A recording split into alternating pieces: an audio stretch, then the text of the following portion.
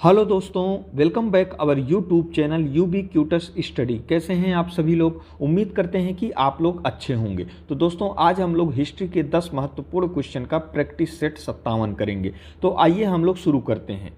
हमारा पहला क्वेश्चन है, वैदिक युग में यव किसे कहा जाता था? तो आपके ऑप्शंस हैं गेहूँ, जौ, चावल या इनमें से कोई नहीं। तो दोस्तों, इसका जो सही उत्तर हो जाएगा ऑप्शन बी हो जाएगा।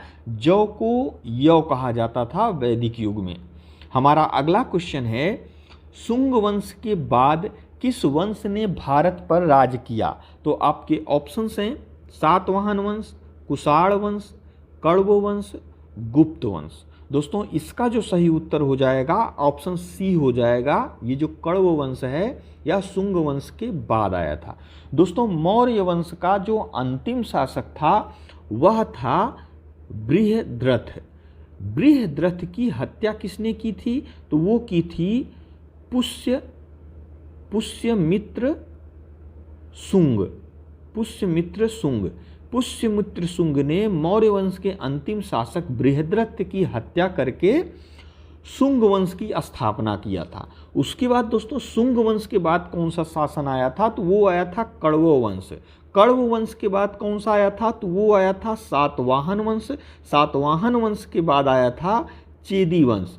इसके बाद दोस्तों, कुछ विदेशी शासकों ने शासन किया था भारत पर। उसमें जो मुख्य रूप से कौन कौन थे? तो मुख्य रूप से थे इंडो ग्रीक, शक, पार्थियन, कुषाण। ये सभी जो थे ये जो है एक विदेशी शासक थे जो भारत पर शासन किए थे। तो हमारा अगला क्वेश्चन क्या है? अगला क्वेश्चन है, भारतीय लिखने की कला नहीं जानते, यह किसकी उक्ति है? यानी कि ये जो भारतीय लिखने की कला नहीं जानते या किसने कहा था? तो आपके ऑप्शंस हैं कौटिल्य, प्लिनी, प्लूटार्क या मेगास्थनीज। तो दोस्तों, इसका जो सही उत्तर हो जाएगा ऑप्शन डी हो जाएगा। ऐसा जो है मेगास्थनीज ने कहा था। हमारा अगला क्वेश्चन है, किस विदेशी यात्री ने भारत का दौरा सबसे पहले किया था? तो आपके ऑप्शंस हैं वेनसोंग, मेगास्थनीज, इत्सिंग या फाहियान। तो दोस्तों, इसका जो सही उत्तर हो जाएगा ऑप्शन बी हो जाएगा। ये जो मेगास्थनीज था, इसने जो है ऐसा पहला विदेशी यात्री था जो भारत की पहली बार यात्रा किया था। और दोस्तों, यह जो है ये आप लोगों ने नाम सुना है होगा सेल्यूकस निकेटर। इसी का जो है यह राजदूत था। कौन?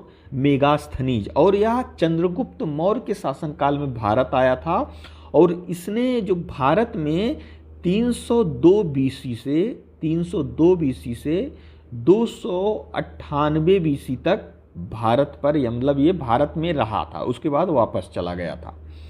हमारा अगला क्वेश्चन है, किस युद्ध को जीतने के बाद शेर शाह ने दिल्ली में अफगान सत्ता की स्थापना की? तो आपके ऑप्शंस हैं बिलग्राम का युद्ध, कालिंजर का युद्ध, चौसा का युद्ध या इनमें से कोई नहीं।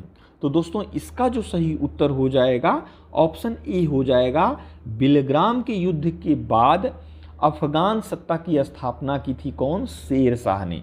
दोस्तों, ये जो बिलग्राम का युद्ध है यह कब हुआ था? इसकी देखो, जो चौसा का युद्ध है दोस्तों, ये हुआ था, ये 1539 ईस्वी में हुआ था। इसमें हुमायूं पराजित हुआ था। और दोस्तों, ये जो बिलग्राम का युद्ध है ये हुआ था 1540 ईस्वी में। इसमें भी जो ये है क्या बोलते हैं, ये हुमायूं पराजित हुआ था। इसमें पराजित होने के बाद हुमायूं भारत छोड़कर भाग गया था। उसके बाद ये जो शेर शाह है ये अफगान सत्ता की स्थापना की भारत में और इसने दिल्ली पर राज किया था। हमारा अगला क्वेश्चन है, निम्नलिखित भारतीय शासकों में से अकबर के समकालीन कौन था या थी? तो आपके ऑप्शंस हैं रानी दुर्गावती, अहिल्याबाई, मार्तंड वर्मा या राजा सलाई जयसिंह। तो दोस्तों, इसका जो सही उत्तर हो जाएगा ऑप्शन ए हो जाएगा। ये जो रानी दुर्गावती थी ये अकबर के समकालीन थी, क्योंकि जो अकबर का शासनकाल है यह जो है 1500 1656 से 1605 तक था। इसी के बीच में ये जो रानी दुर्गावती हैं, इनका शासनकाल कितना था? तो इनका शासनकाल था 1550 से 1564 तक। इन्होंने गोंडवाना की जो ये शासिका थी, तो इसको आप लोग याद रखिएगा। तो इस हिसाब से इसका सही उत्तर हो जाएगा ऑप्शन ए। हमारा अगला क्वेश्चन है, निम्न में किसने पानीपत के तृतीय युद्ध में संगठित मराठा सेना का नेतृत्व किया? आपके ऑप्शंस हैं दत्ताजी सिंधिया, विश्वासराव, सदाशिवराव भाऊ या मल्हार राव होलकर। तो दोस्तों इसका जो सही उत्तर हो जाएगा ऑप्शन सी हो जाएगा। ये जो सदाशिवराव भाऊ हैं, इन्होंने मराठा सेना का जो है नेतृत्व किया था पानीपत के तृतीय युद्ध में। दोस्तों जो पानीपत का तृतीय युद्ध है, यह अफगान शासक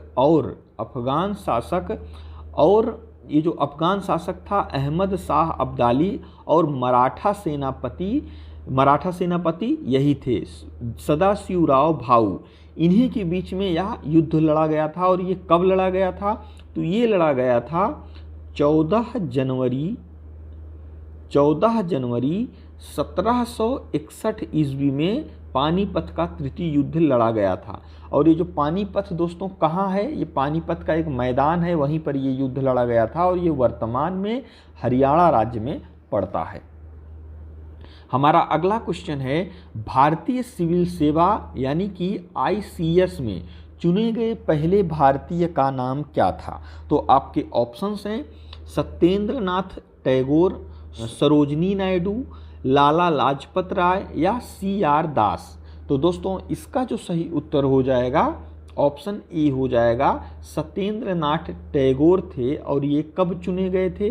तो ये चुने गए थे 1864 ईस्वी में चुने गए थे। और दोस्तों ये जो भारतीय सिविल सेवा है, यह जो उस समय था, यह आज के IAS को मान के चलिए, ये आज का जो IAS का एग्ज़ाम होता है उसी के बराबर यह एग्ज़ाम था, जिसमें नेताजी सुभाष चंद्र बोस भी सिलेक्ट हुए थे। बाद में उसको छोड़कर हमारे जो है भारत की आज़ादी में लग गए थे, मतलब अपने भारत को आज़ाद कराने में वो लग गए थे।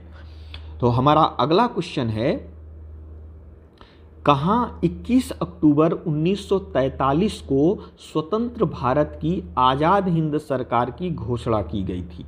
तो आपके ऑप्शंस हैं सिंगापुर, रंगून, जकार्ता या बैंकॉक। तो दोस्तों इसका जो सही उत्तर हो जाएगा ऑप्शन ए हो जाएगा सिंगापुर में। और ये इसकी जो है घोषणा कब हुई थी? तो ये हुई थी 21 अक्टूबर 1943 ईस्वी के। और किसने किया था? तो ये किए थे नेताजी सुभाष चंद्र बोस ने जो है इसकी घोषणा की थी। और ये कहाँ से की थी? तो ये सिंगापुर में कैथी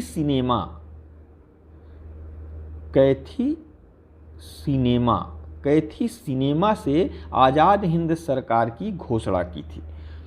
हमारा अगला क्वेश्चन है, भारत के स्वतंत्रता संग्राम के संदर्भ में निम्न घटनाओं पर विचार कीजिए। तो दोस्तों ये क्या है? मेरठ षड्यंत्र केस, गांधी इरविन समझौता, मैकडोनाल्ड का सांप्रदायिक पंचाट।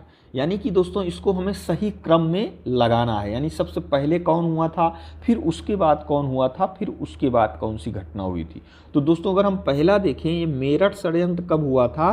तो ये जो दोस्तों मेरठ षड्यंत्र हुआ था 1930 ईस्वी में, ठीक 1930 ईस्वी में। और दोस्तों मैकडोनाल्ड का सांप्रदायिक पंचाट ये कब हुआ था? तो ये हुआ था दोस्तों 1932 ईस्वी में। और दोस्तों गांधी इरविन समझौता कब हुआ था? तो यह हुआ था 5 मार्च 1931 ईस्वी को हुआ था। तो इस हिसाब से अगर देखा जाए तो पहले पे ये आएगा, दूसरे पे ये आएगा और तीसरे पे ये आएगा। यानी कि इसमें अगर ऑप्शन हम लोग देखें तो इसमें ऑप्शन होगा पहला वाला सही होगा, 1 2 3। तो दोस्तों ये हमारा आज का 10 महत्वपूर्ण हिस्ट्री का क्वेश्चन था। जो हमारा आज का क्वेश्चन है वह है भारतीय संस्कृति का स्वर्ण युग कहा जाता है। तो आपके ऑप्शंस हैं मौर्य काल, राजपूत काल, चोल काल या गुप्त काल। इसमें से कौन सा ऑप्शन सही है हमें कमेंट बॉक्स में जरूर बताइएगा। और दोस्तों वीडियो देखने के लिए आपका बहुत बहुत धन्यवाद।